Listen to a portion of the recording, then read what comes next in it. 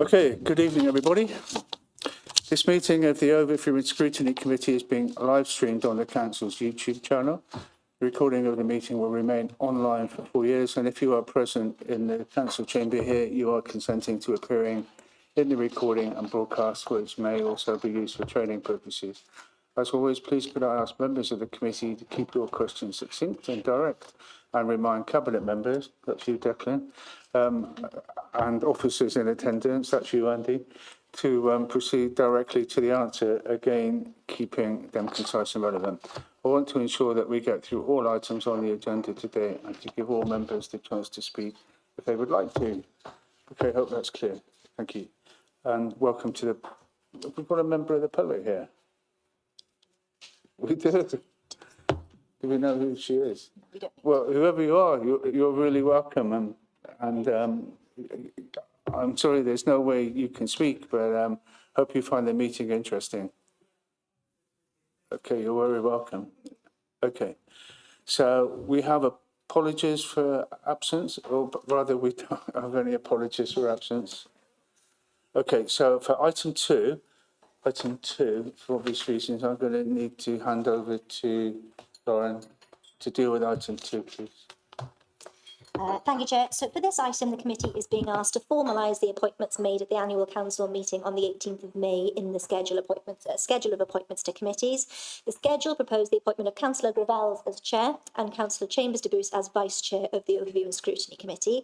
Members will be aware that the appointment schedule was approved by council, but as per the resolution, each committee at its first meeting of the year needs to confirm and appoint its chair and vice chair.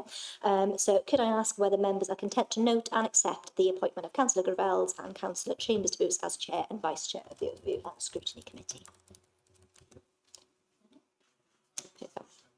Perfect. There we are, Chair. That's carried. Thank you.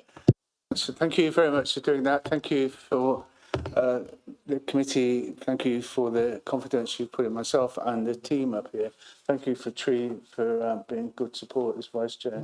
Thank the committee for all of your contributions and work during the year. And this is always embarrassing when I do this to you. Thank you for all the work that you do behind the scenes to keep keep us in place and to ensure that meetings run well and that you juggle all the different issues that we give to you and you manage to come up with an agenda. So, Lauren, it's obviously well meant, and thank you so much. It's not taken for granted. Okie dokie. So moving on to item 3, declarations of interest. Anybody got anything to declare that's not already on the list? Please, no, take that as a no. Declaration of party whipping. I take it was up to anybody to advise if there's been any party whipping during any items on the agenda. Anybody want to notify if there's any? No, okay. So minutes of the last meeting. Can I sign those as a true record, please? All those in favour? Yeah. Any against? And public question, 15 minutes set aside for a public question, where we've had notification of the minutes of the questions. Item 7, petitions and deputations. I don't think there are any. And just one quick question to the member of the public. Do you have a set of our papers? Okay, so you've got them. You're fine with where we are. Okay, thanks. So that takes us up to, I apologise for overlooking Alwyn there as the third spoke for the committee. Thanks for your help with input. Yeah, that's cool. So item 6 is the Wessex House project delivery. And I'm not sure who's speaking to that, whether it's Andy or or Declan or both of you.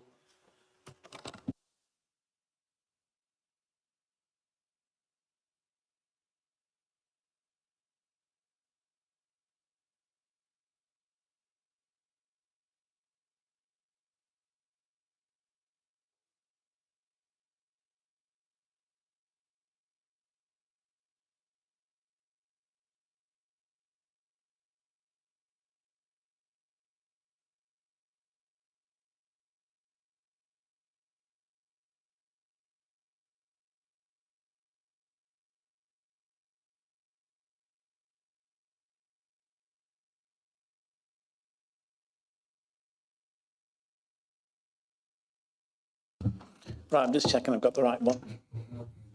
So Wessex House is the, excuse me, the first item on the agenda. I just want to say a few quick words just to put it all into context, and then we can hand it over for questions.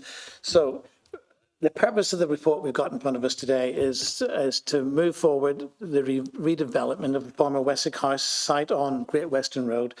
The council owns the land, which has now been cleared, and brownfield land redevelopment funding has already been used to deal with contamination and archaeology risks. I think, just going through my notes, that we got that money back in October 2024.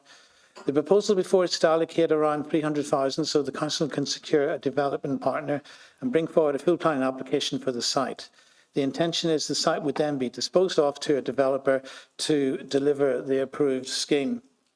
A key point is, because of the conditions attached to the brownfield funding, the development must include 40% affordable housing, and the land must be released to a developer with a works contract in place by the 31st of March 2028. So that's quite a tight deadline in planning terms.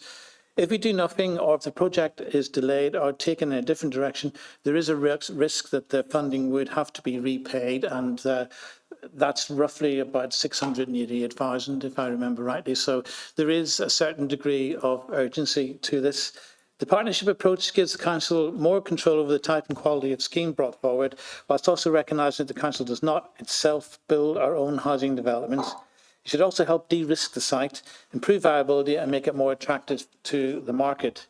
There are risks, as I've said, particularly whether or not the scheme ultimately proves viable, but officers are clear that these can be mitigated, including pursuing Homes England funding at the appropriate time. So in many ways, we are really still at the start of this process. It's a difficult brownfield site being brought back into use, but it will deliver much needed affordable housing. Our position on the funding already received should be protected, and it will secure, we hope, the best possible outcome for a dilapidated, run-down site, which is what it is now. So happy to take any questions or answer any queries. Thank you. So Howard, you were first. Yes, could someone explain to me how the £300,000 for the cost of the planning application works? What is how the cost is broken down? What do you mean exactly? Yeah. How is it broken down? Why is it £300,000? Yeah, thank you.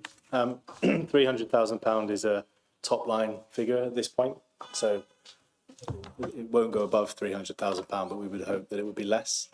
The planning application process itself, it will go through stage 1, it will go through stage 2. Within all of that will be everything from detailed drawings, design makeup, all the way through to the end of the planning process. So it is quite a costly process to go through planning, as much as you might not always think it, but it is. But we are going to go out to procurement so that we get best value for money. But yeah, there will be a full planning process that takes it all the way through to consent, which is why it's higher. If it was an outline consent, it would be slightly less, but that's what we're looking to secure. Okay with that? Okay, cool.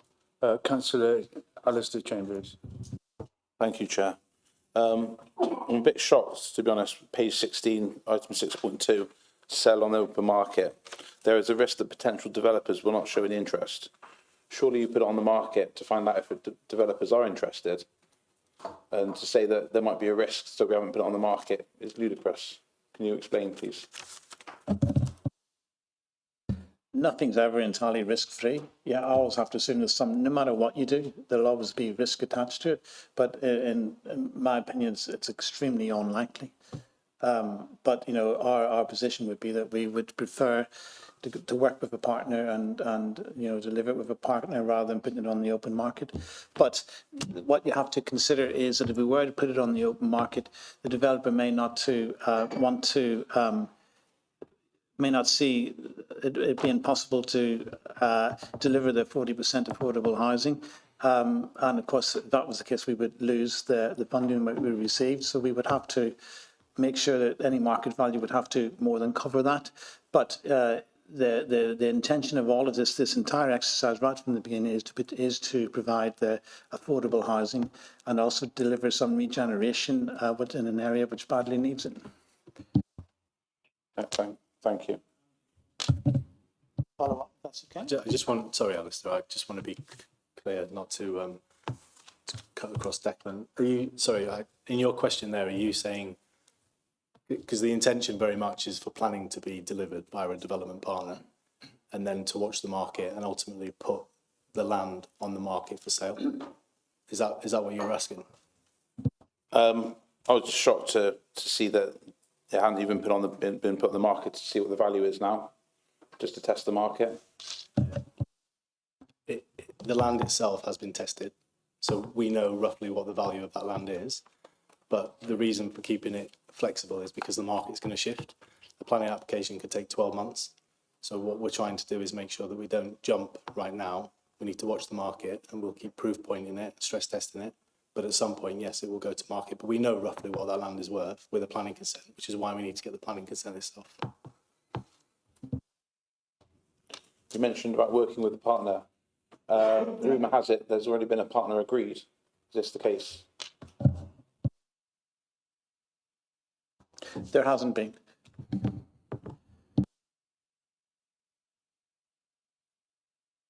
No, there's not. I think you're referring to Baines when we talked about potentially using Aqueous. They were only really in the picture because they're a technical company and they can deliver the planning application. And it would have given us an avenue to not necessarily need to go through a full procurement.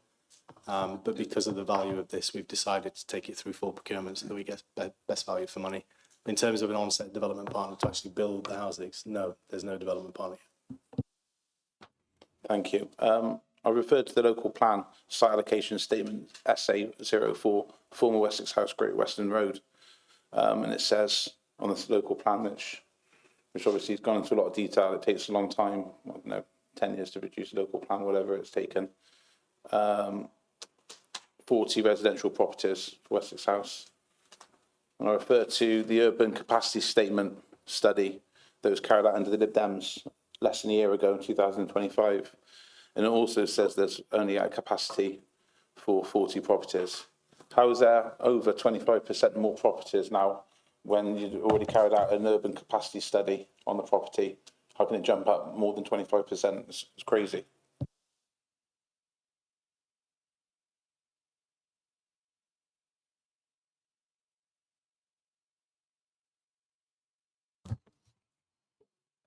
An urban capacity survey is completely different from the work that we've done. The proposal here is to produce, I think, 46, so it's not that much more. It's not that much bigger than the numbers that you just quoted, but these things are. There's always a sort of. They're never exact figures anyway. They're all rough figures, more or less, and I think we're very much within the bounds of what was originally done, even though it was a different type of survey.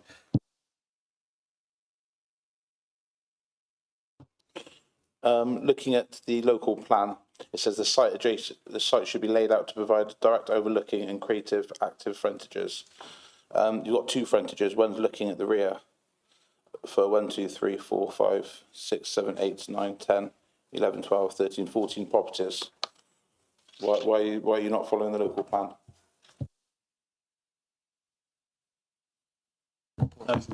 That's just a massing report. So what you've got there is just a structural massing survey, which gives you an idea of how many apartments are physically doable on the space. During the planning process, you'll go through an entire detailed design, which will be led by the development partner in choice, but it'll have to go through all of the stringent tests that the planning team will put in place. So any design detail that's on a massing study is not reflective of what the design architecture is going to look like.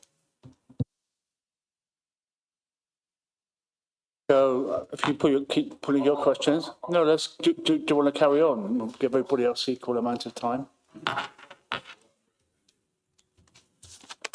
With regards to what things can be done, GCC section 6.4, GCC makes the full planning application independently and disposes of the site with permission. A positive for this approach would be that the valuation of the site would be easier to achieve. So in this report, you're saying that it'd be easier if GCC makes full planning application independently. However, it says it's contingent upon the availability of officer time that's already stretched and carries the risk that developers may not wish to purchase the land if they have to build the scheme as approved. So this is sort of contradictory of itself, really, in respect that you're saying that you'll get a better financial capital receipt if you went to full planning and then sold the site. But you're worried that they might not accept the build that's been designed. Is that correct?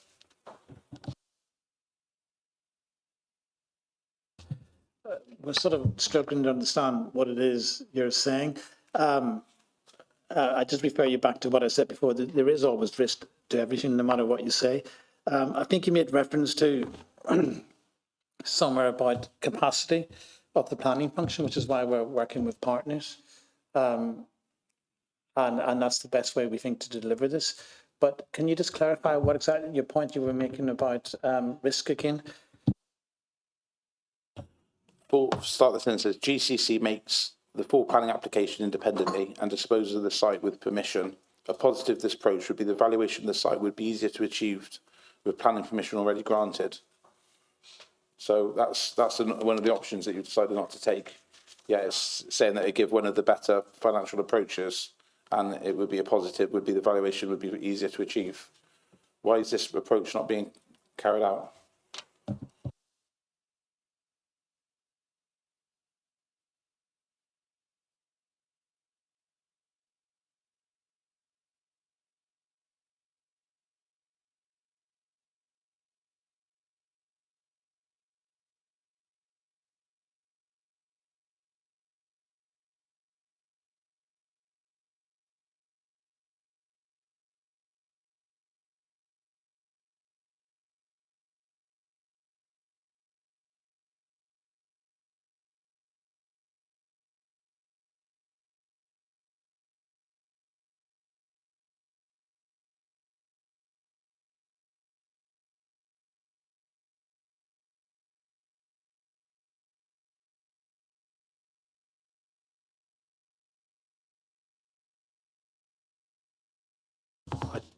Sorry, Alistair, unless I'm just not understanding what you're saying, but that is what we're doing.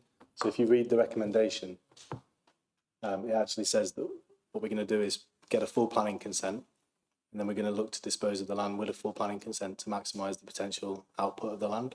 What we're not saying is that our officers are going to deliver a planning application in-house, because quite frankly, that would be, well, massively time-resourced, and the team don't have the resource to do that. But also, we don't necessarily have the design expertise within house. We don't have the urban design expertise or anything really that goes with it that could allow us to do a full plan application. So we will be doing a full plan application, but we need to source somebody to do it. With the greatest respect, that's not what you're doing. It comes under section 6 on page 16 under alternative options to be considered. So it's not what you've said you're going to be doing. With the greatest respect, you're incorrect with that. And it also says that it's contingent upon availability of officer time if the scheme is already stretched, and carries a risk that developers may not wish to purchase the land if they have to build the scheme as approved. So it's not working in partnership. It's a different option. That's the option we're rejecting. Yeah. So we're working with a partner to do the planning application in advance to make the site more marketable to a potential developer in the future. Thank you for confirming it's the option you're not going with. A minute ago you said it was the option that you're using. So it's good to clarify that finally. Thank you for that.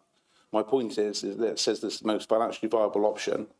The first sentence, and it says that it says, I'll read it out again for the fourth time. GCC makes a full planning application independently, so it's not the option you're doing, it's an alternative option. That comes under alternative options, section 6 on page 16.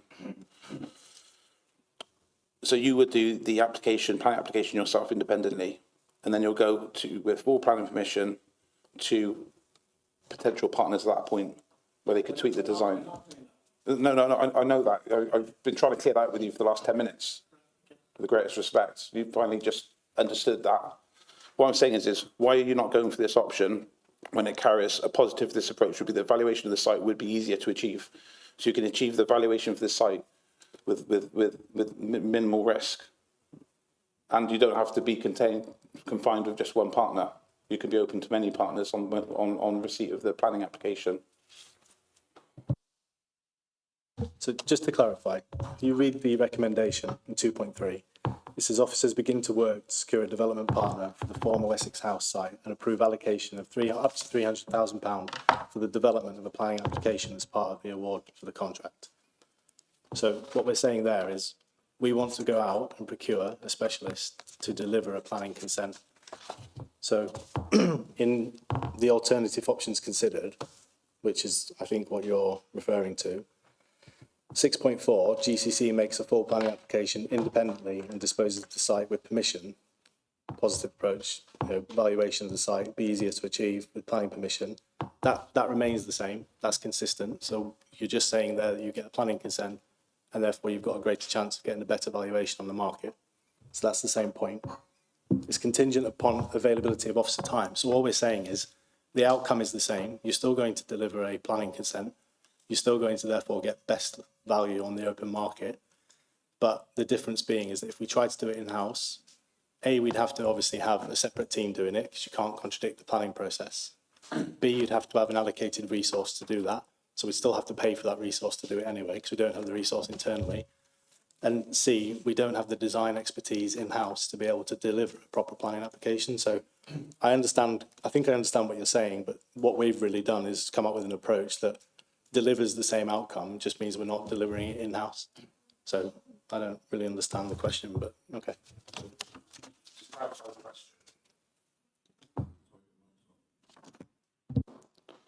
To clarify the question, GCC does the application independently.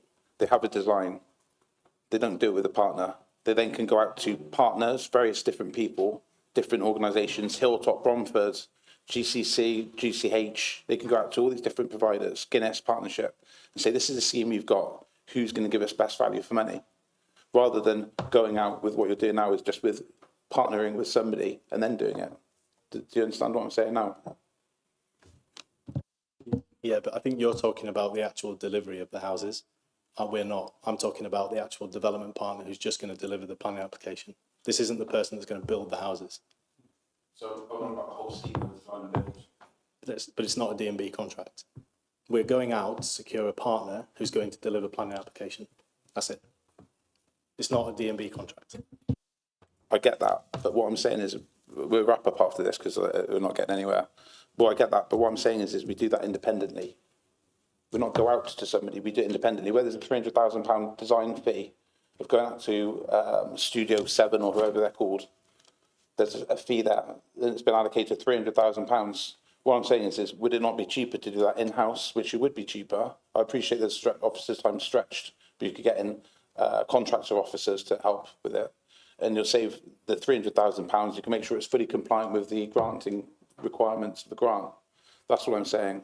But we're going around in circles. So, Andrew, if you want to pick something else, thank you.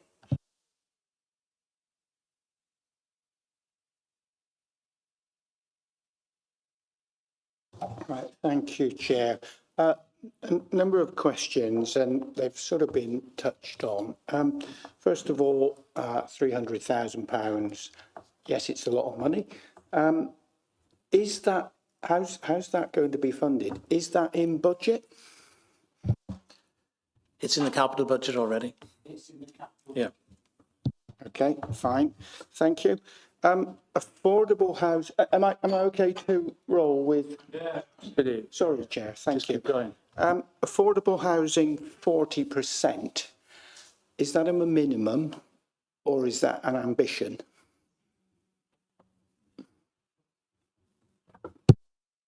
That's just one word answer. Yes, it's a minimum. Yeah. Okay, good. And how is that? What is the makeup? I mean, that broad term, affordable, how much of that is actual social housing? How much of that is part ownership? You know, what do we mean by actually that term in this instance? That will depend on the development partner that you end up going with for the actual build, which is what I was trying to say a minute ago. But once you get planning, you'll have planning consent, and it will have a design geography. It will have planning consent for hopefully 46 apartments. You then take that parcel to land, to market, you'll sell it to a development partner. That development partner will then work on the viability to determine what the makeup's going to be. 40% is the minimum standard by the BRLF funding, but ideally, you could end up with 100% affordable, you could end up with 80% affordable. It just depends on how the makeup will work through when the actual development partner that we go out to market to choose decides to mix the tenure, etc., of the housing, of the apartments. So until we get to that process, we won't know, Terry. Okay, so we're not saying that that's 40% social housing, that's 40% is a mix, of which maybe only a fraction would be social housing, in which case I'm not sure that that's true affordable housing in my understanding, because I'm quite keen that actually we are looking at social housing there. And if it is, if 30% of that 40% is affordable, then I think we need to look at that in fairness. Okay, could you, and someone tried to explain this to me earlier, the issue on page 21 talks about the different mix of housing. There's a table there talking about 1B, 2P through to 3B, 6P duplex. Other experts may be aware of what that means. I'm not. So could you tell me,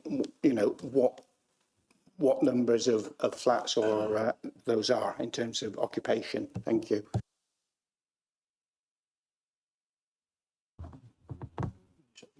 Yeah, Terry. What I'll do actually with that one is I will ask our housing team to email directly and actually give you a breakdown of what those different tenure types mean. Because effectively all that is your schedule of accommodation, which is just your different types of accommodation. They're not guaranteed yet. That's part of the initial massing study that was done. So it just gives you an indicative idea of what could be achieved. But if you actually want the detail around what each of those means, what size it is, then I'll ask the housing team to do that for you directly. That would be more their job. Thank you. That would be helpful, because actually that is really important, because one of the issues we've got in the city is housing for families, social housing for families. And I would certainly want to see a priority there, social housing for families, which might be 3 or 4 beds. I know you're tight for space and everything there, but for me that is a priority. Thank you.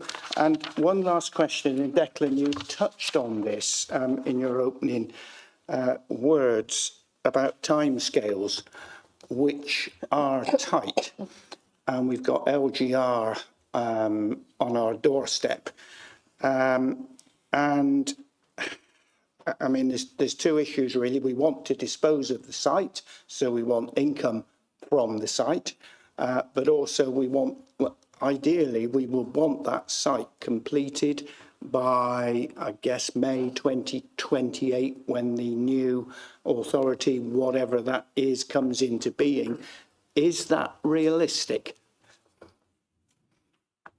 Is that realistic within the timescales, which is effectively 2 years away, for a planning application which will take probably 9 months to a year, and then you're looking at a developer? I'm not sure whether it is within the lifespan of Gloucester City Council that we've got left at the minute. I think it just means a contract has to be signed with somebody to deliver it by the 31st of March 2028. Is that correct? Yes, what the 2028 date is just the date at which you have to be in contract for the actual delivery. It's not the date that the houses or the apartments need to be built. So as long as we can get the planning consent, which, as you quite rightly point out, is probably a 9-month process, then we look at putting it on the market. You can start the market process early. You can sell an asset. You can sell a piece of land subject to planning consent. So we'll start that process moving anyway. So we'll then look to dispose of it. Once it's disposed to the developer, all we have to legally show is that we are in contract with a development partner, be it a Bromford or whoever, a Guinness or whoever it will be, by that 31st of March date, 2028, but not physically deliver them by that point. But in addition to the social housing that you're proposing there, which is great, the whole idea of this is that we've got to pay off that money back to ESF. EFS. And you know, I mean, that's the principal driver here. So we need to be in a position, surely, within the lifespan of this city council to be able to pay back that funding. This isn't an EFS driven project, if you like. I thought that it was part of asset disposal. Yes, but not in the EFS context. We would be doing this irrespective of whether or not we were in an EFS position or not. This is more to do with regeneration and, you know, providing housing in the centre of the city. So it's not EFS related, but there is obviously, from a cash point of view, as soon as we get cash, the better for EFS reasons, but it isn't in itself an EFS project. Right, that's interesting, because I always thought that it was on the list of assets for disposal for EFS purposes. I'm just looking to others for that, but that was certainly my understanding. It is on there, Terry. So it's on the list, but Wessex House has been looked at since before we even knew what the financial situation was. So Wessex House and Whitefriars are two land parcels that originally we started to look at when I first joined, which was about, okay, how do you actually get these houses away? How do you get the apartments built? How do you sell them, etc.? So this isn't something that's as a result of the EFS, but you're right, it does contribute to it. Yeah. So, but the primary objective was always try and get these brownfield remediation plots away so that we can actually get apartments or houses built. That's been the primary focus. But naturally then, as we've moved into EFS, there is an added benefit of being able to drive a capital receipt. Because somehow or another, £15.5 million has to be spent to repay to repay that funding back to government. In a sense, EFS affects everything. You are correct, but I think the point I was trying to make is that the main driver of this is to regenerate and provide much needed housing. But yes, there is an EFS implication because it affects everything we do. So yeah.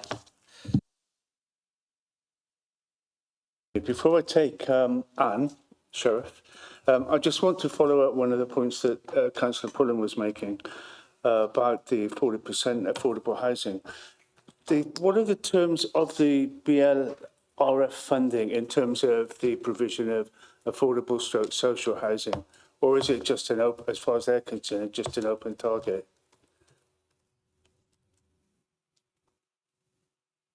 It's just 40% minimum. So anything less. So does that mean you could go back to them and say, okay, we've got 40% shared ownership, for example? Does that tick the box? What I'm trying to work out is what are they expecting to see for their funding? Or is it just 40% of whatever you want to give us? What you just said there was joint ownership. That wouldn't qualify. So in terms of social housing and... Yeah, the point is it's got to be able to be demonstrated as true affordable housing. So social housing, obviously, affordable housing, the 40% mark is what they ask as a minimum. Our aspiration is that it obviously goes much higher than that. We've been looking at whether or not we can have a 100% affordable scheme there because we know that the actual site would work from that. Then we have a lot more, obviously, regularity around how we can influence the tenure type, etc. But the BRLF minimum standard is it just has to be demonstrated as a 40% affordable, but we'll push for more than that because we know that that area needs it. I don't know if that answers your question, Andrew. And they won't be interested in what makes up that 40%. Is that what you're saying? As long as it's 40% affordable housing, they're not interested in the mix, whether it's rent, social rent, or whatever. Is that the deal here? That's my understanding of it. I mean, after this, I'll go and have a look at the actual criteria set out by MCHLG for BRLF funding, and I'll let you know. But yeah, my understanding is that 40% minimum affordable. So, but I can confirm properly. It's quite an important point, isn't it? It's quite an important point because if they turn around and say, "No, that's not what we had. That wasn't part of the terms, or part of the conditions." That is quite an important point. I'm surprised we don't really have any answers and certainty on around that. And in terms of shared ownership, why wouldn't, are you saying, if I behind the times, that shared ownership is not part of an affordable housing scheme? Yeah, shared ownership is part of affordable. What I'm saying is it's just a 40% minimum requirement for affordable housing. My understanding is that it's just that percentage. They're not going to ask you to show or demonstrate what the makeup of that 40% is, as long as you hit 40% affordable housing. But we want to go higher than that. Okay, so I do apologise. It was just supposed to be one question from me. So could that 40% be 40% made up of shared ownership, which really doesn't help in any great way the people on our waiting list? Well, you have to go through the planning process, and then obviously it will be determined. So when you go through the planning process, as you know, you'll then have to engage with the housing team. The housing team will have a say on what kind of tenure needs to go in there. It will be heavily dictated. The planning process then has to dictate it as well. So we don't lose the control of that. The BRLF 40% is just the bare minimum that MCHLG require. The planning process will start to make sure that our policies are put in place, and the housing team have a say in what kind of tenure it is. And then the covenant on the actual land itself is that they have to achieve certain timelines, which we've already discussed, but they also have to deliver what's been set out. So it's all protected within the MCHLG covenant. It's not, but in terms of actually knowing right now what the 40% makeup will be, until you go through the planning process, I wouldn't be able to answer that. Okay, I'll come back on that, but it's unfair to keep waiting on Radley. Thank you, Chair. I'll put my questions in. So we're in a bit of a strange position here we're the planning authority and we're also the owner of the land. So could you just talk me through how we're going to stay balanced on both of those, what the process is that we are, as it were, putting forward the planning application, and so are the planning authority, but we are also the owner of the land. How do we keep that fair? Yeah, it's a good question. We do this quite regularly. It's not a new thing. Where we need to, this is part of the rationale as well, being able to put it out to an external party, because you keep it completely separate. We've done the same on Whitefriars Plot 3C. We engaged Roberts Limerick on that one. So, you know, in terms of our planning team, our DM planning team, they will be completely separate from any conversations. They will run it the same way. You still have to go through pre-app, you still have to go through full planning application. You get assigned an officer, and that officer is there to casework. They're not there to favour what land it comes through. Obviously, because it is owned by the council, it has to come to committee anyway. So that's obviously a part of the governance process. So, but yeah, it will just be, for all intensive purposes, it will be a wall up the middle, and it will be delivered as any other planning application is. Lovely, thank you. Looking at the rough, and I appreciate at this point you've got very, very rough outlines, that it's not detailed. It looks, where it's being developed, it looks like it could be a really lovely place to live. It looks like it's close to really useful things. It's close to the train station, so that's really great for commuting. But I'm also thinking it's really close to the train station, so that could have a massive impact on how you could experience that local area. So I was just wondering if and how that was being factored in to how the site is being brought forward. That will be part of the planning process. So all we're looking at from this particular report here is what you call a massing report. It just gives you a general idea of the scale and the impact of what we're talking about, but it isn't a planning application in itself. So that's where you'll see all the detail about how they deal with the issues of being close to a train station and the mitigation, and that will be rigorously gone through, I'm pretty sure, and I'm pretty sure that the planning committee will give it a good going over as well. So that's further, that when we get into the detail stage, these are the sorts of things we'll be looking at. Lovely, thank you. My last question, Chair, is bringing us back to the affordable housing. I was just wondering if you had any, have you thought about strategy is, as you said, the aspiration is to get more than the 40%. It's to deliver as much of as that as possible. And I'm sure that's part of the reason that we're doing this as a local authority. But I've lost track of the amount of stories I've been told where wily and canny developers have managed to wriggle their way and not do what was originally planned. I was wondering if you had any plans or any good ideas about how you were going to actually get the best we can out of this site. Yes, a good question. Again, so you go through the planning process, and obviously the planning process will do what it needs to, which is work closely with housing colleagues, stress test what's required, try and get the best out of it, improve the viability, ultimately get a consent on a scheme that is what the city wants, and it will have to go through that process from a governance point of view, through the planning committee point of view, through our own officers. Once that consent's in place, that becomes your blueprint for any onward sale. So you put covenant in place to make sure that it's delivered upon those parameters. It might mean, it doesn't necessarily mean that they have to stick to every single letter, but they have to stick to the consent. So if you've gone through that whole process and you've got a scheme that everybody's happy with, you use that as your covenant when you onward sell it to any developer, and then they build to that specification. So if they don't, then obviously there's penalties, there's clawbacks, there's land back, etc. So it's protected from that perspective, really. But that would never really be a factor that we would be concerned with, because I would never let that land go without making sure those covenants are in place. Yeah. Lovely.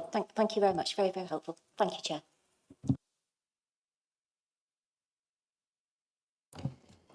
Thank you, Chair.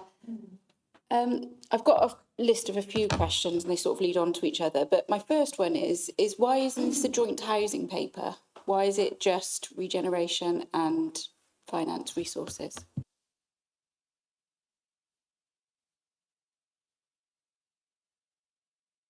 We're sort of at the stage we're just requesting it. We're requesting approval for the £300,000 to take it to the next stage. I think ultimately it could well be. It'll go beyond this particular brief, but it's because of where we are in the process. And so far we've been concerned about getting the money from the government to do the work that we've done so far, and to get the approval for to spend the money getting the planning application together. This is sort of the approval and agreeing the whole sort of general idea that this is the direction we're going to go. I would imagine further on down the process it'll become much more complex and it'll bring in other portfolios.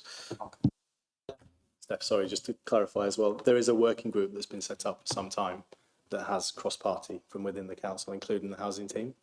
So housing officers are currently sat on that group. The reason this paper is coming forward now is because collectively, under myself, but collectively across planning, across housing, across development and asset management, this is the agreed approach. So the reason this paper is coming forward now to request the money so that we can go and get planning is because each of those officers have fed in and agreed that this is the right approach. So that is happening, just to give you some reassurance. Yeah, and that was one of my questions, which is what was the opinion and input of the housing team on this proposed scheme? And is this, you say it's going through the planning process, but has it had its pre-app already? No, so it's outlined in the JCS, so therefore there's no point going for outline consent because effectively you've already got it. But no, it will need to go through a full pre-app, it'll need to go through a full process. The view of the team, so the view of the housing officers, is very much, this is a prime site, we have to get this away, we need affordable housing, we need social housing, can we just get on with this and actually make a decision and do the right thing, which is why we're pushing this now to get through, because we could just sit and wait, we could see and wait what the market does, we could take a different approach, but actually the advice of officers in all of the teams is this is the right approach, and now we need to get on and do it, because to Terry's point, we are also on a timeline, right? We've got to get into contract by 2028, so yeah, they're very much bought into this. That's good to hear, because this massing report, it doesn't seem that different to, I used to have this on my portfolio briefing every month, and the reason we couldn't do anything because it was being used for the forum storage. But this was a priority for us, as it is this administration, because it's in their corporate plan. and it's got a big housing need. It's always been sort of, the thoughts were it's prime for housing. Its location is prime for specific type of housing as well, whether that's key worker or more disability, because at the moment, just having those 3 M43s or M44s, the wheelchair accessible ones, I know you're saying that's just part, it's a suggestion, but I definitely think this needed, it needs to be something that really, what's the word I'm looking for? It creates something for this city that is really, really needed, whether that's disability housing, key worker housing, is in such a prime location, not just because of the travelling, but being near the hospital. So it could really help for purposes of that need, disability or key worker. So I just really wanted, this massing thing just seemed an unnecessary bureaucratic I'm not going to call it nonsense, but how much did it cost and why did we have to do that? Because you could have bought a report from that working group just saying, we know we need housing here. It's been talked about for the last 10 years. Everybody's sort of in agreement cross-party. What was the cost and what was the need of that? Yeah, the massing study was in place when I started, so I'm assuming that's a piece of work that's been done for a piece of time. But a massing study is literally just that. It's just giving you an indicative idea of what can be built, how many can be built, and by what initial time frame. It's not in any way a design application. It's not a pre-app. It's nothing. It's just a solid blueprint that says if you were to go down a planning application route, this is what you could potentially achieve. And in this case, I think the massing option number is 46 or 51. Oh yeah, sorry, you're right. 46 to 51, depending on the housing team's input. So obviously, if they want, housing is not really my area of expertise in terms of what the tenure is, but if they want a certain type of accommodation, then it might mean that it goes from 51 to 46. If it means they want smaller, it could go up to 51, but the bracket is 46 to 51, which is, as you say, is much needed in that area. So, yeah, I think it's a necessary piece of work to just give you an idea of what can be built, which then can give you the foundations now to go on and actually get the plan application and get it away. Yeah, there's just a question of, you said it was done before you came here, but what was the cost of that massing report? Because it does seem unnecessary. And then, what was my next question? Massing unnecessary. Oh, it does say in this massing report that this is to be used for pre-app advice. So is this what's going through to pre-app? Because if it is, then it does say it is. So I'm just confused. It gets used as a piece of information as part of any other pre-app. So a pre-app is exactly what it is. You go in for a pre-app, you discuss the concept of what you want to do, you put some indicative numbers together, and your pre-app is really your golden opportunity to engage the planning team and listen. We've had many instances over, even in the time I've been here, where people don't take full advice from pre-apps. So what this is really saying, and all that will be used for, is this is what is ideally located. 46 to 51 is what can be built.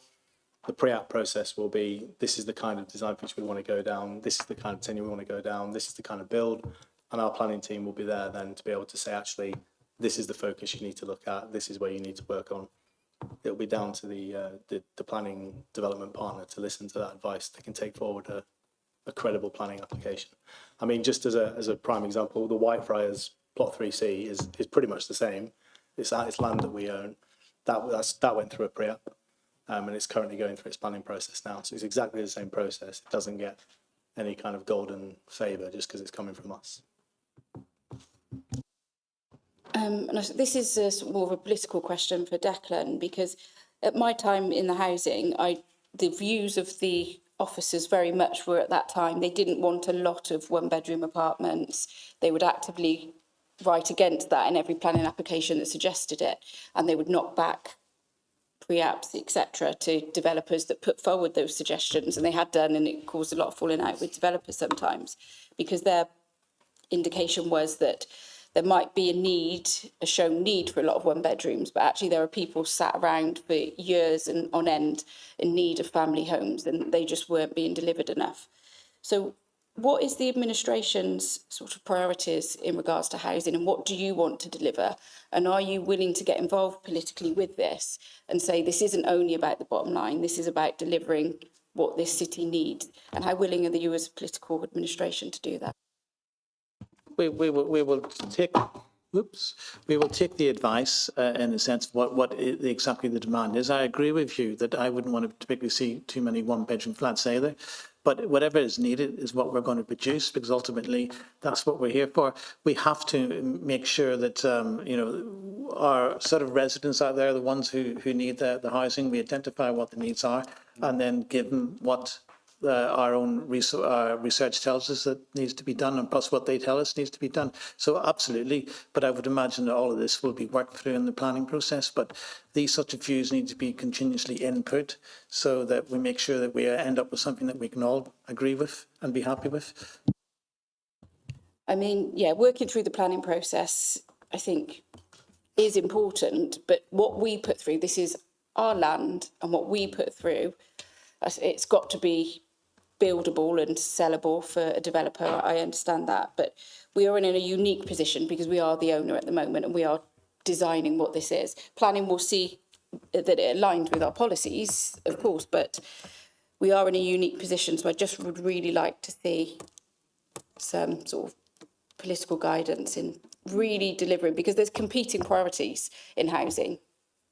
Every competing, you know, you could say veterans need housing, families need housing, homeless people, everybody needs housing. There's a load, but I just wanted to really know what your administration's priority is. We have to reflect the community that we all live in. So whatever the community needs is what we have to deliver, and we have to do our best to make sure we get as close to that as possible. So I think that'll always be the case, at least I hope so.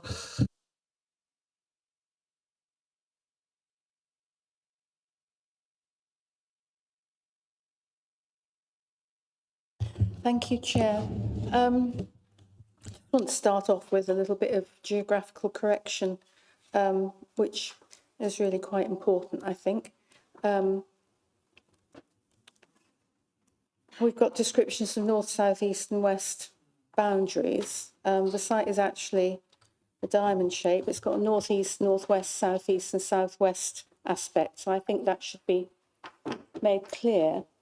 It says on the western boundary, the overflow car park for the station exists. Well, it clearly doesn't. It's on the southeastern boundary. So I would like to see a little bit more accuracy.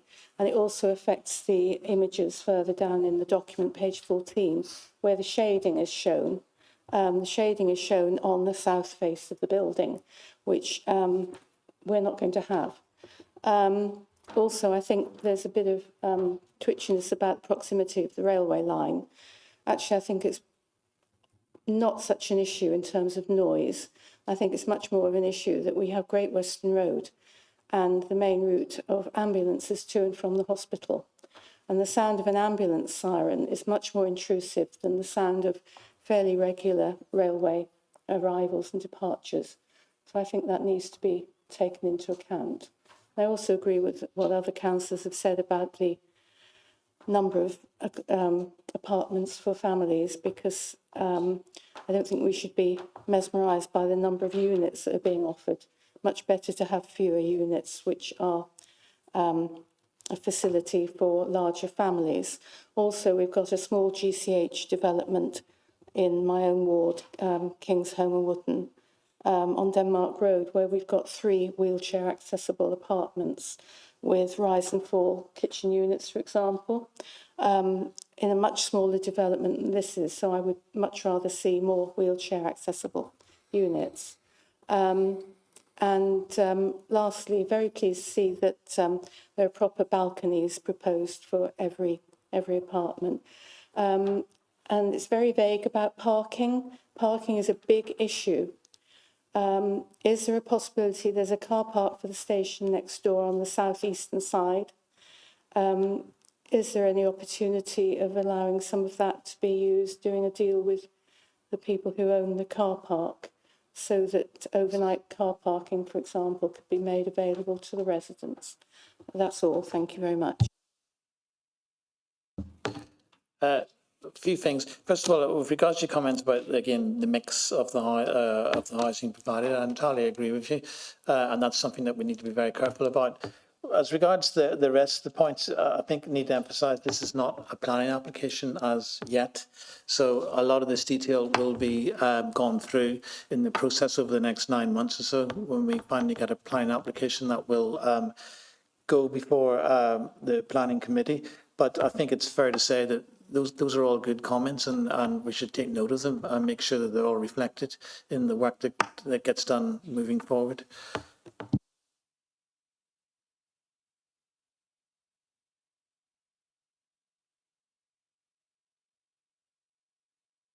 It's not a question, it's just a quick point for Terry's thing. Say, go back to the housing officers. I thought I'd just quickly raise it because there might be other people that have got questions off the back of it. So on page 21, which is page 3 of the document, that's the one with the schedules, schedule of accommodation. So the first one, IB2P, would be 1B, sorry, would be 1 bed, 2 person. The one below is 2 bed, 4 person. M43 is the disabled disability. Then you've got the third one down, which is 2 bed, 4 person, 3 bed, 5 person, 3 bed, 6 person, 3 bed, 6 person, duplex. So that gives you the makeup of the properties in case anyone else has got a question on the type of schedule for accommodation. Cheers, that was it, just to clarify that, the Chair. Cheers. Cheers, Councillor. Thank you. Owen. Back on that. This is sort of what you might call a serving suggestion. You know, we will change all this as we move forward. So again, it's good points. This is what the sort of the general size and scope of the report says, but it's up to us to change all of that as we move forward. So, but as I said, that's useful information to have. Okay, cheers. Cheers to that, and thanks, Alistair. Owen. Thank you, Chair. I think this is a really good use of public land and making housing available for what looks like about 190 people, if I've got Alistair's numbers multiplied correctly now. The location is also really good in terms of not necessarily needing a car because there's access to the buses nearby and the railway station. But I look forward to seeing this at Planning Committee in the near future. Then we can have that debate.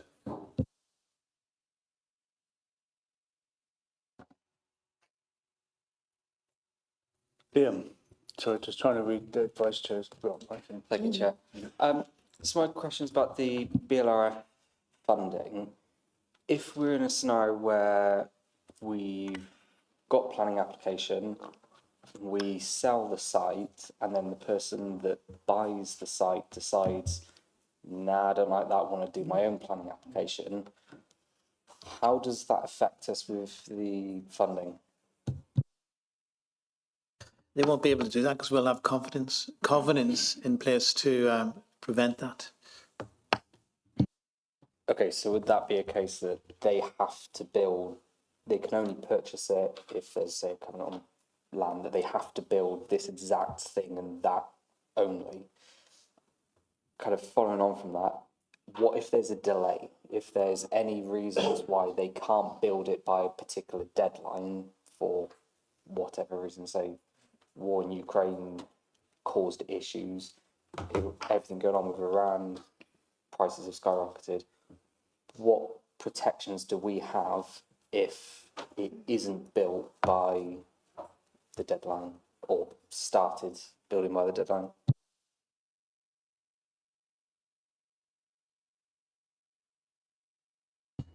Yeah, so the BRLF funding timeline criteria obviously puts you in contract by 2028.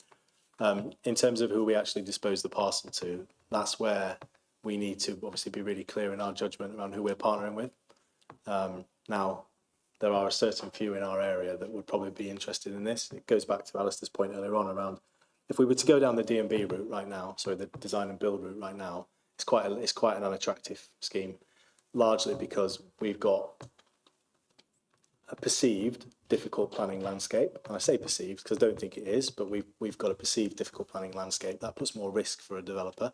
They don't want to pay the £300,000 and then get to the end of it and go, well, actually, we didn't get a planning consent, we just wasted our money, you know, so there's a higher risk, so it lowers the value. If we can get the consent, obviously that's then when the value becomes a lot higher because there's already a consent on the land. And who we partner with, we put covenants in place within that development agreement to make sure that they deliver on timescale. And if not, then obviously we can have clawbacks, we can have penalties, etc. in there. But all of that gets done at the time at which you agree the sale on the thing. So I'll use the example of St Oswald's housing development now. There's a similar arrangement in place contractually there. You've got BRLF money that's being spent. There's timelines to hit. There's timelines within the actual sale agreement that they've got to have planning application. There's timelines for delivery. So that's the process we would go through. We would make sure that there are rigid covenants in place to make sure delivery is not just something that happens in 2035, subject to when they want to do it. Okay, thank you. And out of interest, if we were to say get planning application, we're then looking to sell the land for someone else to build it. Have we considered if we were to build it ourselves or get someone in to build it for us and then sell the land? Because obviously if we're selling it with permission, someone can go, great, let's build that, sell it on, make a load of money from it. Have we looked at whether that might be an approach for us rather than selling it before it's complete? Yeah, it's a great question. And that's part of the reason for not jumping into a design and build contract now. So by us getting planning consent, it gives us the time to work up exactly that. When we go to market, we need to be sure that we're going to market for the right reason. Now, I'm not suggesting right now that we've got the ability or the resource to be able to build these ourselves, because I think we know that we haven't. We also haven't got the time luxury of that, because in 18 months' time, we're going to be in whatever form we're going to be in. So we're going to run out of time. But I want to be able to stress test those options so that when we do go to market, because don't forget, when this goes to market, or however this goes, it's going to have to come back in another paper anyway, because it's going to have a business plan attached to it. So I want the time to be able to stress test exactly that. Do we look at just taking it out to market for an open market sale for a developer? Do we look at a JV model? Can we look at building it ourselves? Unrealistic, I think, but we still need to go through that process because it's part of the due diligence. So yeah, it's a good question to ask. Okay, thank you. No more questions.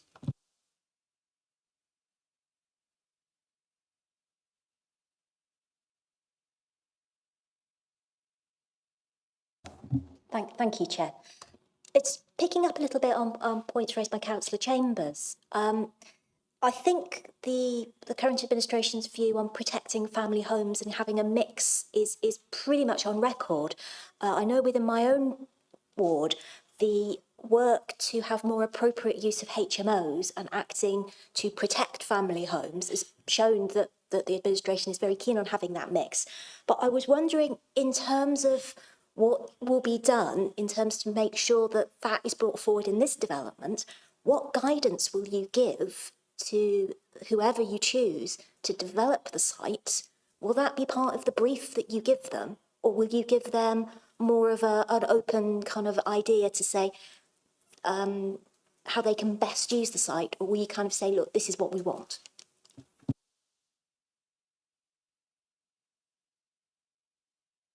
Sorry, it's important to recognise, and I know we've said that this isn't the planning application. This is just for us to go out and obviously secure somebody to do the planning application. But when we start going through that process, they'll go through the pre-app, they'll go through the planning application itself.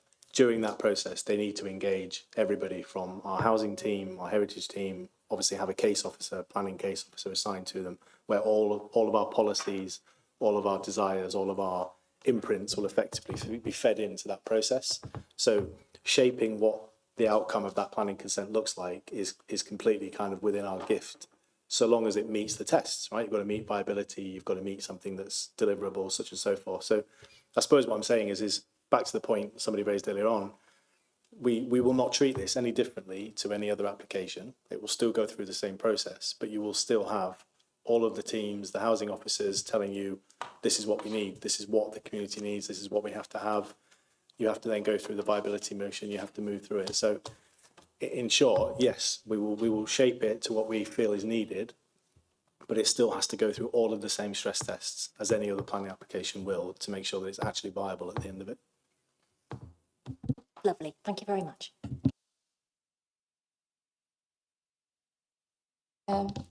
Thank you, Chair. Just a couple of questions that have come to mind. You said that the interest would likely be significant from a few people. Has anybody been spoken to that could be interested in taking on this site? And the other thing that I thought of is where the BLF funding states 40%, but we all know if it's at 40, that causes an issue with Homes England funding. So how's that going to be overcome? And have those conversations been had with any sort of housing providers? And then the other question is, it's to do with the family homes, and like you mentioned about the HMOs, but then there's a difference between the political interest and then what Andy was saying, which is viability. And I would like to be notified at least, but definitely know what's happening before the planning application's decided on. And I don't know whether other leaders would be as well, just to see whether that's done at a group leaders meeting or whatever, because this is a significant project and it has been ongoing for 10 plus years. I don't know when we bought it, but I think it's about that long. So yeah, so it's what involvement group leaders can have on the planning application before it's put forward.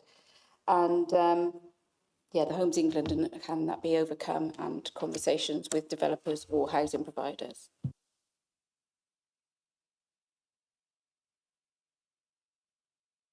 I can answer just, it is a project that we've all got an interest in, I agree. So I'll take that forward and see if we can come to some way of keeping group leaders informed of how it's progressing.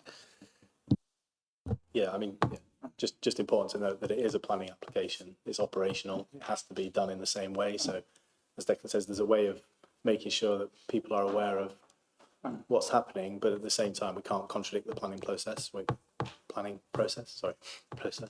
And just on the other point with Homes England, obviously that only really comes into effect if it's a mixed marketed scheme. So if you obviously have 40% affordable and the rest is marketed, if that is the case, as we've seen on other schemes, you can do it. You just have to obviously secure it outside of the 106. So we did that on Snow Cable, if you remember. But again, that comes back to the trusted partner you're going to work with. You're not going to do that with someone that you think is just going to say, yeah, and we'll do 40%, and then you come to it and they do 20.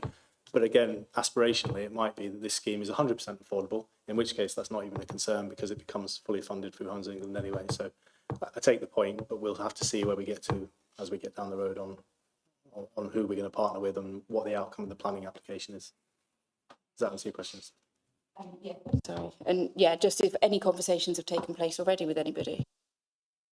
So because I can't contradict the market, I haven't had formal conversations with anyone because depending on which route we go, we might have to follow procurement guidance, etc. And I don't want to be in a position where I've had any kind of soft market conversations and all of a sudden I get slapped on the wrist by procurement. So, but what I do know is that I've had developers, and I can't say who, I've had developers say, are you bringing this forward because we would be interested?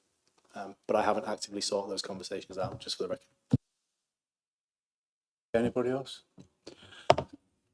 Okay. Excuse me. So I just want to, for the sake of Lauren here, 3.1, the report says the council owns the site of the former Wessex House, blah, blah, blah, which was demolished in 2025. It was actually demolished in 2019, I think you'll find. So we've been looking at the potential for this site for a long, long, long time. And it's good that we're discussing it this evening, but I'm still not quite sure where we're going with it. Everybody is talking to the community. It's important property for Gloucester, right in the centre of the railway station and all the rest of it. So Andy, Declan, can you tell us what discussions you've had with your neighbours or their neighbours at this building just over the road at the Gloucestershire Royal Hospital about their site, about their views on the future of this site and what they would like to see? Especially in view of the comments from Steph Chambers about key workers. Because I would be very interested to hear what they've got to say.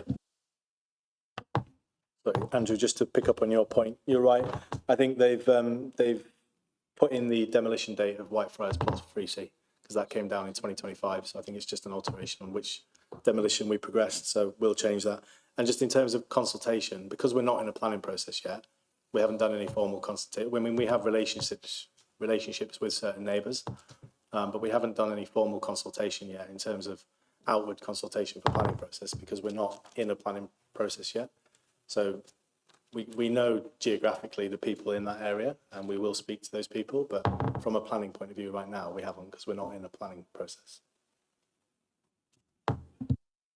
Given what you said before about all of the departments of the City Council are talking to each other and everybody else is talking to each other, I do appreciate, and you've repeated it several times during the meeting, so as Declan, that this isn't a planning committee meeting, we all get that. But that doesn't, why does that prevent you from just saying to the people over the road, the bosses and the chief executive, the Gloucestershire Royal, hey guys, what do you think? Because we're going to be talking about this in 3 or 4 weeks' time at a scrutiny committee, and they would be really interested to get your take. Is your take be something for key workers, something that would attract more staff into the hospital and retain them, which is an important thing? So I'm disappointed and I don't understand, given that, of course I get that it's not a planning application. Why is it a matter of course, so that we're better informed, that we haven't been given this information? I'm at a loss to understand why that gap is there at such a key site in the city, one that we all want to see put to the right use, even if this isn't a planning committee. And just repeating myself, we get that, we do get that, but we're talking about consultation. And the consultation at the moment, I think, is incomplete. Now we've made this progress and we've got something solid and we're clear and where we're progressing on this. This is the stage now when we start engaging with all the local stakeholders. So that's what we will be doing. Maybe and we'll start to think now about recommendations we want to send on to Cabinet. And one I would put to the committee is that we invite the Cabinet to consider talking to the management and the trust, the Hospitals Trust, to give it its correct term, Gloucestershire Hospitals Trust, about the future of the building just literally over the road from them.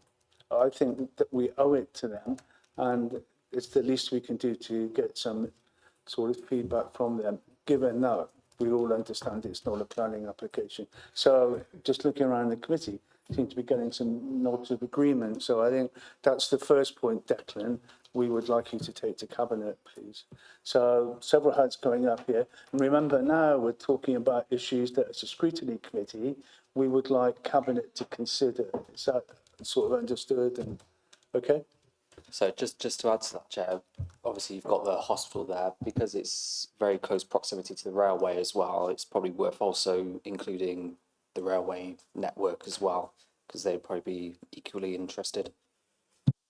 You can add that, absolutely. So Nick, Terry, next to Liam. Yeah, are we on recommendations? I think so, yeah. Okay. We've spoken Lovely. at least Thank once, you. some people twice. And I'm not sure whether we can do this, but I'm going to fly it anyway. I'm still not clear within the broad term of affordable housing, how much of that is actually social housing. And I think we've had a pretty good debate about that. So I'd like to ask either in the planning process or the Cabinet to consider, I'm not sure which one, that social housing is made a priority within the 40% affordable housing allocation. Does that make sense? I think it does, Terry, Councillor, and looking around the room, I think you get support for that. Well, yeah.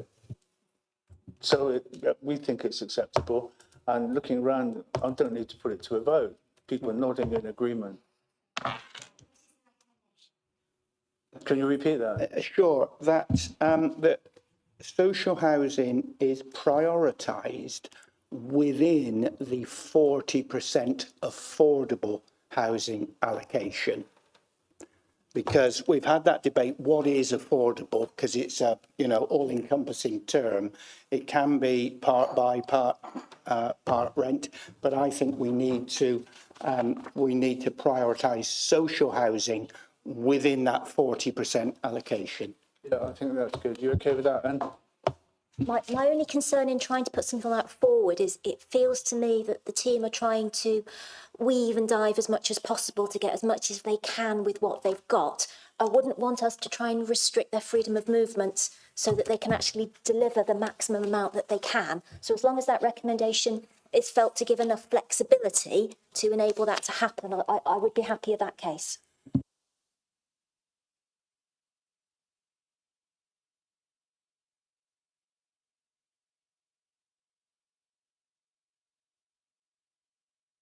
Can I add to that? Hang on, sorry, can we just invite Andy? I think you're about to speak. Just, yeah, I'm more than happy to look into the recommendation. I want to speak to the DM planning manager and also the housing manager, just to make sure that that's something that's actually achievable. I don't know the intricacy of what that means. So let me speak to both those people and just get a view, and then I'll Put it forward then. To take to cabinet, and we've got agreement on that, including from Anna, I think, with the flexibility. And I apologise for cutting you off, but I just wanted to get a certain point. The recommendation can just be to cabinet.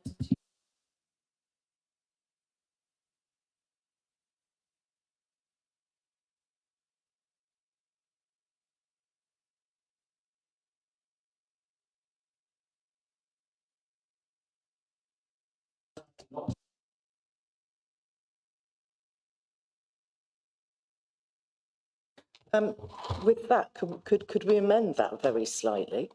For it to actually be to prioritise social housing within the 40% on the family unit. Because if they support, all right, we can guarantee X number of social housing and it was all one bedroom units, it's not actually solving the problem that Gloucester's got, that we don't have enough family homes. Okay. So I'm trying to move forward, Liam. So is that? Yeah, I'm just wondering whether we're restricting the bounds of what they can do with the application, because at this stage, we're not determining the planning application. No, I know. I'm just wondering whether that's making it more difficult to get through that process, and whether this is something that it could be noted that we've potentially discussed it here, but not necessarily trying to put constraints on, because that's something that could go forward for planning. Can I jump in there? Because I don't think we are trying to put constraints on people, but I think as a committee, we're saying to Declan as the main messenger, as the lead member, please share with your cabinet colleagues, this is what we would like to see without constraining what you're trying to achieve, and remind them, Declan, that this site was demolished in 2019. And I certainly take the point that you were making about, we are making progress and we're trying to influence that progress, and we appreciate, not trying to have a pop at Andy, we have got the message loud and clear that this isn't a planning committee, but we are nevertheless trying to influence things. This is our one and only opportunity. Well, we're right to use it. I'm just wondering, because obviously we were being so in close proximity to the hospital, there could be an argument that more shared ownership could potentially be better for that, because it would allow shared ownership. staff. Let's move on. But that's the thing, is we should, like we've said, talk to the hospitals, talk to the rail, because if they want a lot of potential homes for the workers in the hospital, they want to see a particular style of property. If it's all for social rent, it will be harder for, say, a hospital worker to get that property, because they have to go. But that's what I would say. I don't think we should be putting recommendations on that nature in, which is something that would come through on the planning process in talking with those people in the area. But I think we're giving them the flexibility. So I wanted to call you Terry. Leah, but keeps waving his hand. And I do want to make progress, because we've got Eastern Avenue yet to come. We've got Eastern Avenue yet to come. Louise. Yeah, no, Louise was in those times before you, and she hasn't spoken yet. It's just a very brief point, thank you, Chair. Just to say, if we're talking about contacting stakeholders, Gloucester Food Bank is right next door to the site, so presumably stakeholders in the broad term, stakeholders bracket I, those in close proximity bracket, something like that, presumably could go forward. That's a good point. Thank you. Okay, so I am trying to move on, because I just don't want to have to chop the Eastern Avenue report short. So, Angela, think, Angela? Thank you, Chair. We're talking about balance of ownership, so to speak, and you were talking about market, some units being on the open market, so it'd be leasehold, not? What ownership would that be? When I say open market, I just mean the land. The actual sale of the land will go on the open market, not market rented accommodation. So the sale of the land will go on the open market, because that's how we have to sell and dispose of assets. The actual distribution of the occupancy is as yet to be decided, apart from the 40%. Okay. Yeah, it's just, I'm aware of new apartments not in my ward, in Westgate, where there's subletting and, the occupancy then is not our target community. So just wanted to flag that. Thank you. Pretty good. So it's really good that we've got you here, Angela, because you're chair of planning. We've got the lead member of for this area on the cabinet. So I think our views are going to be picked up by the right members. Okay. So any other suggestions that we want to put to cabinet? Steph, before you go, sorry to pencil you. No. Okay. No worries. Okay. No, I'll catch you later. Sorry, Anne. You're very kind, Chair. Thank you. I was just thinking with the previous debate, we could maybe simplify it a little bit, because the officer was mentioning that they would listen to the advice of the housing team about what the mix is that we actually need at this time. So if we maybe reference that to say we want what we need, and that is family homes, that could be other specialist accommodation. We have an ageing population, and so there's a desperate need for homes for older people that will be accessible. So if we kind of said that's what we're wanting in terms of that could smooth that out. And a small plea, maybe it could be explored that there's some sort of covenant put on it to restrict the use of Airbnb. Because in my own ward, there was a piece of accommodation that was built against the will of much of the community, and it went through because it was explained that there was a need for homes for local people, and much of it is now used as tourist accommodation. Last I looked, which completely destroyed the point of having the accommodation built. So my point was to maybe look at the advice from the housing team about the mix which is actually needed at the time, and to make sure that it was actually used for homes and not as tourist accommodation. Okay. Does anybody want to comment on that? If not, can we move on? I'd just say that I second that. I think that sums up the recommendation perfectly, what we should be sending across. Looking around the table, we've got nods of agreement there with you, Anne and Josh. So are there any other issues that we would like Cabinet to consider as a result of our discussions? I think it's been a really useful hour, and I'm pleased, Declan and Andy, that you come along to answer our questions extremely courteously and patiently.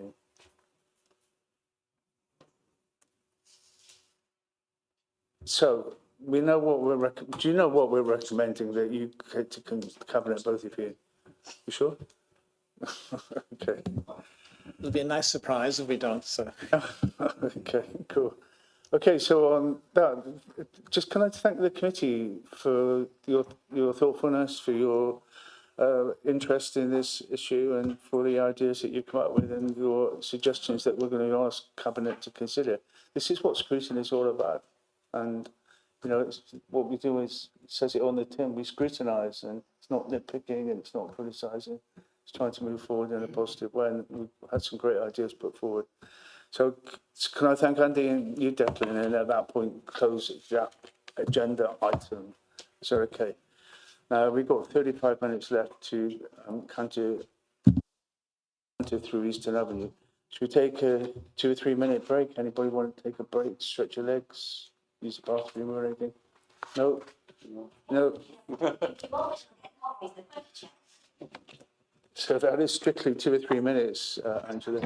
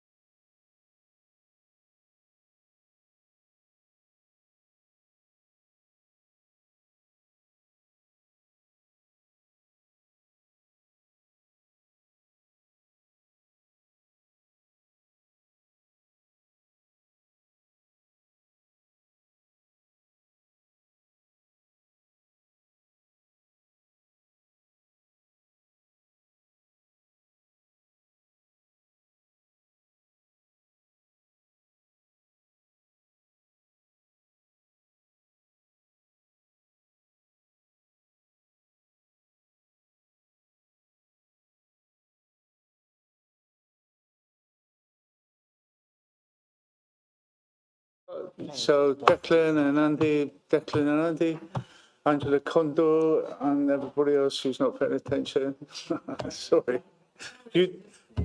No, you do that to me at planning, so I just get my own back. So, Andy, Declan, brief introduction to Eastern Avenue, please. Thanks. Thank you, Chair. I've been told to speak quickly, so I'll give it a go. Okay, just very briefly to give it a bit of context again. This report really concerns the land and buildings at Eastern Avenue. The recommendation is not to approve a disposal at this stage, but to allow preparatory work, very much similar to the last item, to be undertaken so the Cabinet can later make an informed decision on whether disposal should proceed. As members will be aware, the Council's Financial Recovery Plan requires us to look carefully at our property assets and consider whether some could either generate a capital receipt or remove an ongoing liability. This property was identified in the first phase of assets to be considered following an initial high-level review. So the proposal is to appoint a suitably qualified external agent to advise the council on the feasibility of a disposal, the likely market interest, the potential value, and any steps that may be needed before the property could be marketed. That will include soft market testing and advice on issues such as saleability, tenancy matters, and land contamination. It is important to stress that this report does not yet commit the council to selling the site. Once the preparatory work has been complete, a further report should come back to Cabinet with the evidence needed to decide where the property should be placed on the open market. There's also important safeguards.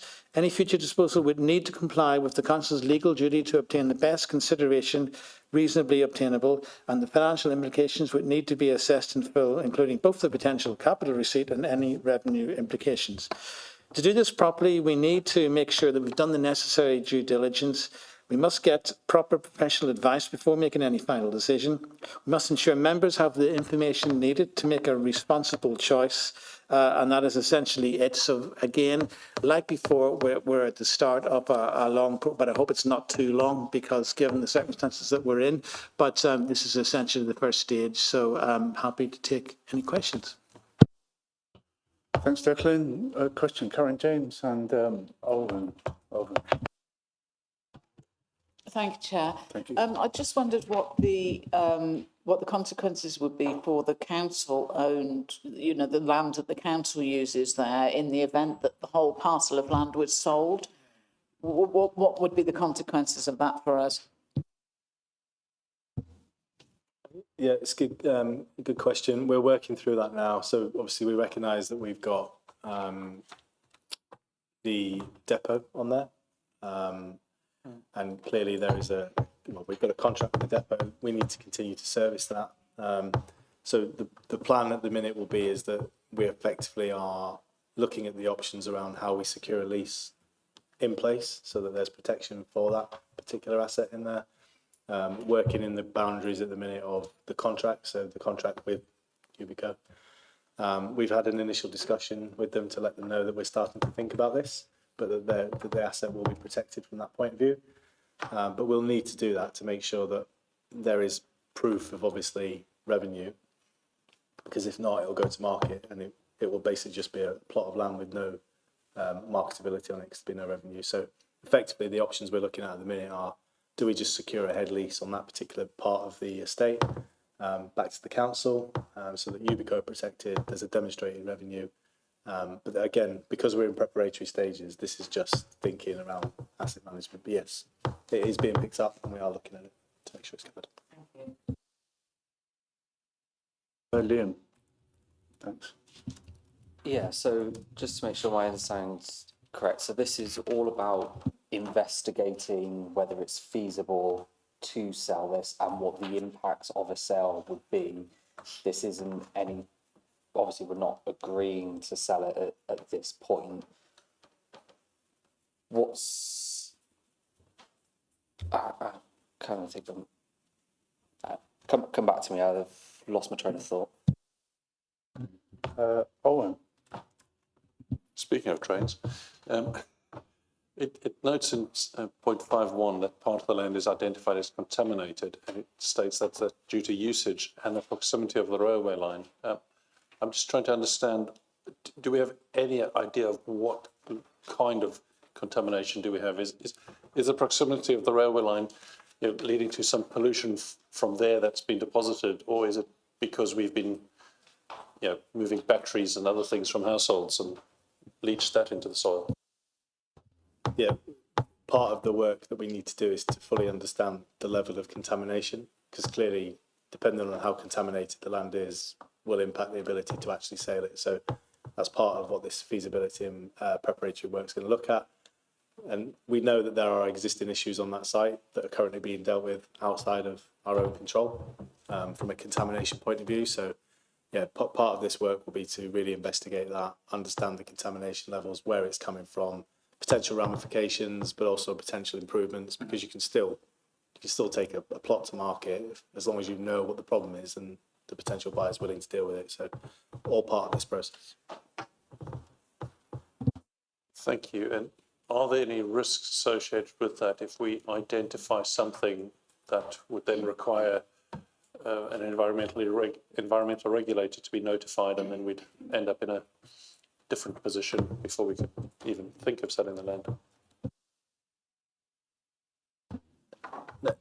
We have a broad idea of what contamination is there already. What we need to do is certificate it, but there are already discussions ongoing in that vicinity with other regulatory bodies around certain types of contamination. So at this stage, it's good for us to understand what contamination is there, certificate it, so that any onward buyer, if that's the route that we went down, knows exactly what it is. But the risk to us is de minimis. If anything, it's actually a good thing, because then we actually know what we're dealing with. So it's part of the work that we need to do.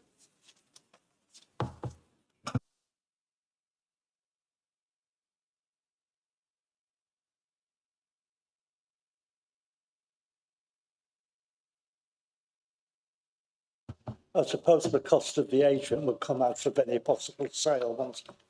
And what happens if we can't get rid of the damn plot? Excuse my language. I don't want another car park, but we're just going to, what would happen eventually if we just can't get rid of the site? So it's a good question, and this site has actually been progressed.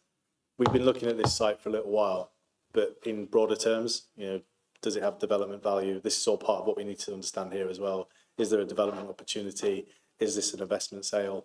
What we do know is that the site needs capital investment, and what we do know is that the council's not in a position right now to put that capital investment in place. So the rationale for doing this preparatory work is to understand what the options are for the site, so that it doesn't just stay as it is.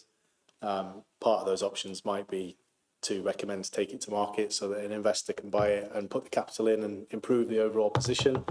Or it might be actually it's not saleable and the long-term value here is development, in which case, you strategically hold on to it. But the other caveat to this, and it says it in the report, part of the thinking of bringing this forward is because of our current EFS position. So this could be quite a credible capital receipt if it's able to go to market. I can't go into too much detail on that for obvious reasons, but that's some of the thinking behind this as well.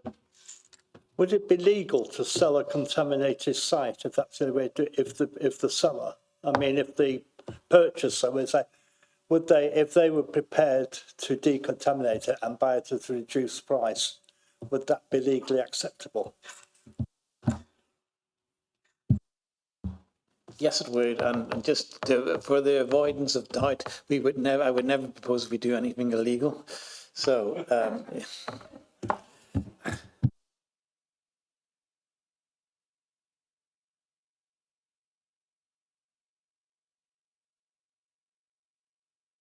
Okay, thank you, Chair. Yes, my point is very similar to really what my fellow councillor Alwyn asked about the contamination, and you have already partially answered it by saying you've done some preliminary work, so you know about some of the contamination. So would it fall under a similar category as to actually Wessex House, which we discussed earlier, where we got a brownfield grant, or would it come under some other category if the contamination's worse? Or do you just not quite know at this point, and that's why further work needs to be carried out? And then you'd have more information and then know if there was a grant we could apply for, or I think it's also been raised if a potential purchaser could apply for some regeneration clean-up type grant. Yes, so the difference is that if you were to try and apply for a BRLF grant, for instance, that's predicated on building housing.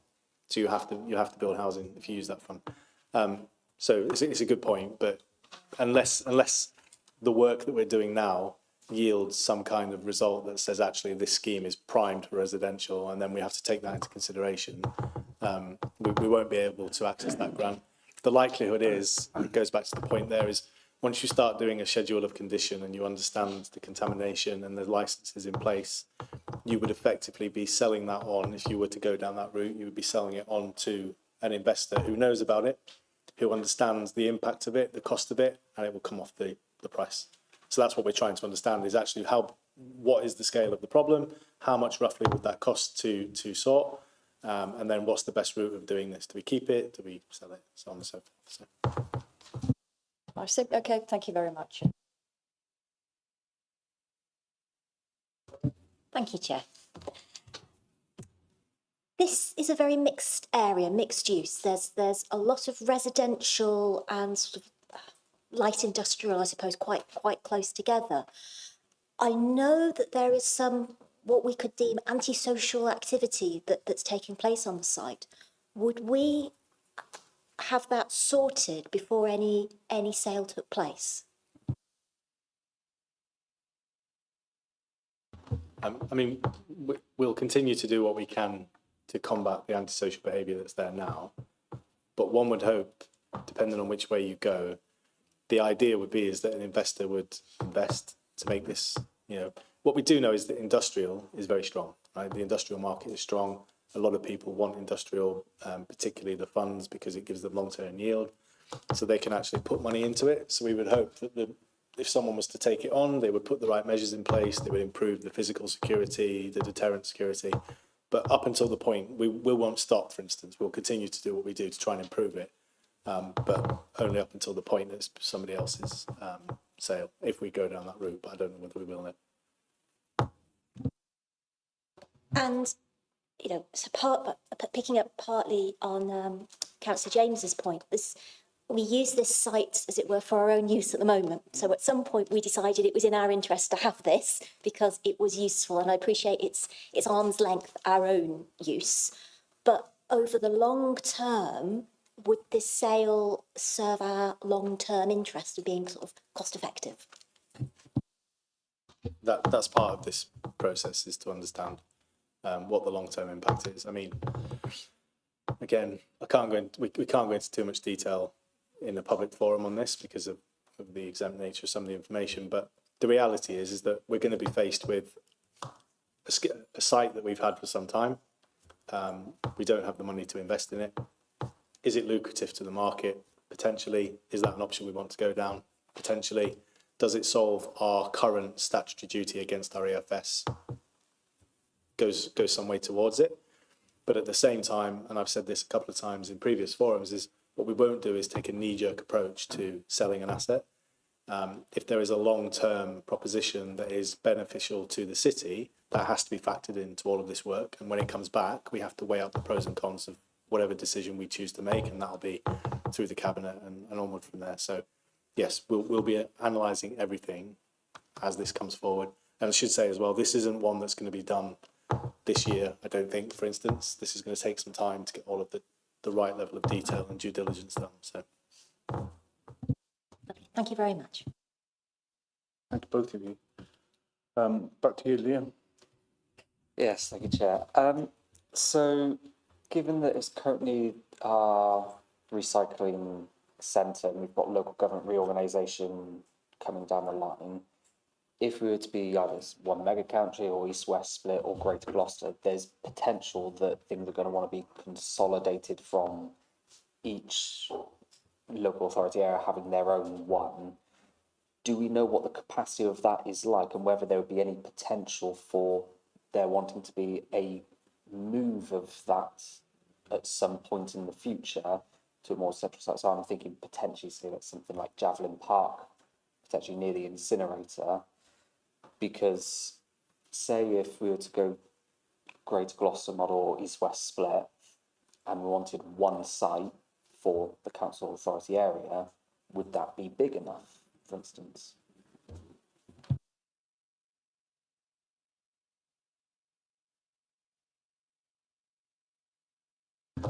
Yeah, so from a initial perspective, we are in discussions with Yubico, but I won't go into the detail of the contract discussions, etc., because it's sensitive. Plus, it's not actually finalised yet. So, your question around is it big enough? I don't know. That would be a discussion that would need to take place with them. Also apparent to whatever the outcome is of LGR. So we're going to find out at some point. And whether or not there is a larger depot at some point, I don't know. I can't attest to that because I don't work for Yubico. So what I do know is that their current standing is what we want to protect and what they're keen to protect. So that's what we'll do. And looking to protect by granting a lease for X number of years, how long of a lease are we planning to put on that piece of land? And I'm just wondering whether this process of finding out what's best use for that land, whether this process might affect potentially what we might want to do with that lease. So say, for instance, if it says the best use for this land would be to potentially convert it to housing or to, like Councillor Walker was saying earlier about the funding we get for clearing up the land, that only applies to housing, for instance. Or whether we want to protect it as industrial, or whether it wants to be different uses of industrial. If we were to put a, say, long 99-year lease or something on it, that would then just tie our hands with what we can do with the site. So I guess I'm asking what kind of lease and controls are we looking to put on that, or are we looking to get some kind of temporary rolling thing until we've got a decision what we want to do before putting a longer term lease on there? Yeah, I know what you're asking. The reality is, and we should be really clear here, is there are current businesses on that estate. So in terms of any of those discussions, that's not been had yet. And I wouldn't want to say anything that would then start the kind of rumour mill running and businesses starts, fearing for their current continuity in their situ. So in terms of a lease, yes, if we go down the route of looking to secure some kind of head lease to prepare it and look to, then that's something that we will do. That lease will be set up in a way that gives us flexibility. No, it won't be a 99-year lease, that kind of thing. We will have to do that from an asset management point of view to make sure we've got flexibility. None of those discussions have taken place yet. The preparatory work here is to say, we have a site, it's currently running at kind of just optimum. There's some good businesses on there, they're trading from there, but what does that site need? Does it need capital injection from the council to make it a more premium industrial estate, to give it a better feel, to reduce ASB? If it does, we can't do it.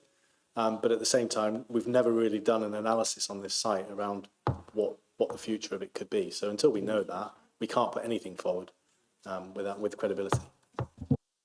So only two more, if you indulge me. You mentioned as well, obviously we've got some successful businesses in that space.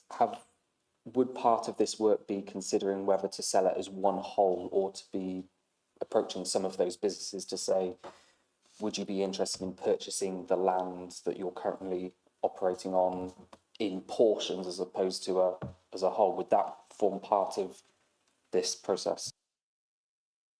Yeah, we'll look at all models within any preparatory work. So we'll look at the entire landscape. So until you get to a point where you can actually put something forward that's credible. Again, what I don't want is speculation to start running out. So at this point in time, as the owner of the land, we're looking at what's the optimum use for it, how can we secure its future, what do we need to do with it. None of that is anywhere near settled yet. We're just looking at the initial preparatory work, and that is so far as the detail around what licenses are on there, what contamination is on there, that kind of thing. So very, very early stages. Final question. Do we have an idea of how much all this work is going to cost? Because I can't see that in here, anyway, unless I've missed it. No, we don't have a full picture yet, which is why we're looking at bringing in some quotes from consultants, but ultimately the cost of this work gets capitalised against any output. So while we're going through a process of preparatory work, we can capitalise it. So obviously it doesn't hit our revenue target, and we have got budget in place for feasibility studies like this. I don't want to put a number out there. From experience, I have an idea of what this might cost, but there's no point me speculating on that. But capitalising only counts if we sell it, though. So if we don't sell it, then we're potentially left with a big bill. So I guess I'm just trying to understand, if we look at it and we think, no, this isn't right to sell, it's going to be too much work, it's not the right deal. Like, are we talking 100,000, few 100,000, million? Like, what kind of ballpark cost is it going to be? Yeah, so some of it, you're right. If you capitalise the whole thing against the sale, then obviously you offset it. Some of the work will be able to be capitalised anyway, because it's stuff that we would need to do as a landlord, so that doesn't necessarily come off the revenue. In terms of how much it's going to cost, it's not millions. You're probably talking more in the sort of 100,000 mark, with a lot of that actually being able to be capitalised and some of it being revenue, if the worst case is that, or the alternative case is we don't sell it, or we don't take it to market. But if we do, then obviously it gets capitalised. So yeah. Okay, so looking around the room, the last word goes to Councillor Terry Pullen. Thanks. The big issue with this site is the Ubico site, because when you actually look at it, at least 80% of the whole site is Ubico. And please tell me if I'm going into private or restricted. You are? Okay. I mean, I'm not sure whether this is a question or an observation, but if Now, I'm not encouraging him to do that. It's absolutely not. But I'm looking to you guys to say if anybody does stray into that area where we're talking about exempt. Being serious, I was a little bit flippant when I began to comment, but I'm not encouraging anybody to talk through all the exempt items. Up till now, nothing's been said that isn't already known. The Ubico depot is on the site and preparatory work is being. If you want to start discussing more about the actual site itself, who's on, then we need to go into exempt. But if you're just about to ask a relatively general question, it should be fine. Yeah, well, I'll be careful. But the issue is, if the council knew that they were withdrawing from the Ubico site to somewhere else, as you'd alluded to, then that would have a greater impact on the saleability of the site, I guess, because I'm not being funny, but who's going to want to purchase that site at the moment, which is at least 80% already used by the council, and only a small, sort of a small part of it is actually available. If it could be sold as a whole without Ubico there, surely the value would be far greater and the development opportunity would be far greater. And I understand absolutely that is why we need to do this feasibility. Maybe I've answered my own question, but I think you understand what I'm getting at. Yeah, that's why we're doing the work. So then at some stage, a recommendation will come to council whether or not to sell the site or not. Okay, and just one more question. There will be a loss of income to the council if this is sold from the existing tenants. We can't discuss how much that income is, I guess, but that needs to be taken into account over the longer term, how much loss of income there will be on the site if it's sold. We will do all those calculations.